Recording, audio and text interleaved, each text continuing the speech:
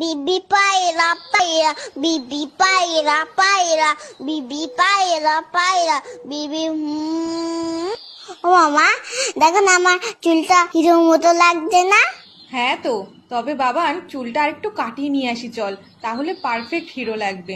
ও মা শোনো, তুমি দোকানদারকে বলবে আমাকে যেন হিরোর মতো চুল কাটিয়ে দেয়, পুরো যেন শাহরুখ খানের মতো দেখতে লাগে। ও মা বলো না, বলবে তো? বলবে না তো?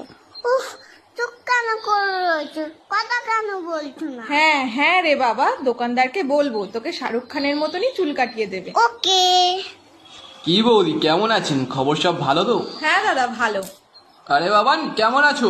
হ্যাঁ ভালো আছি, তবে আমার কিন্তু হিরোর মতো চুল কেটে দিতে হবে। তুমি পারবে তো? আগে বলো, নয়তো তোমার কাছে কাটবো না। সব রকম কাটতে পারি আমি, তুমি এখানে এসে বসো। আমাকে একটু উঁচু করে দাও, আমি তো মুখটাই দেখতে পাচ্ছি না। হ্যাঁ তাই তো, তুমি নামও, আমি উঁচু করে দিচ্ছি। দেখো আমার জন্য সব চুল কেটে দিও না। আহ বাবা নড়ো না, কান টান কেটে যাবে কিন্তু। ও দাদা, একেবারে মুড়ো করে কেটে দেবেন। হ্যাঁ হ্যাঁ, বুঝেছি বুঝেছি। আহ, আমার চুলগুলো কোথায় গেল? ও বাবান, তুমি কাঁদছো কেন? তোমাকে তো রোজনীকান্তের মতো লাগছে দেখতে।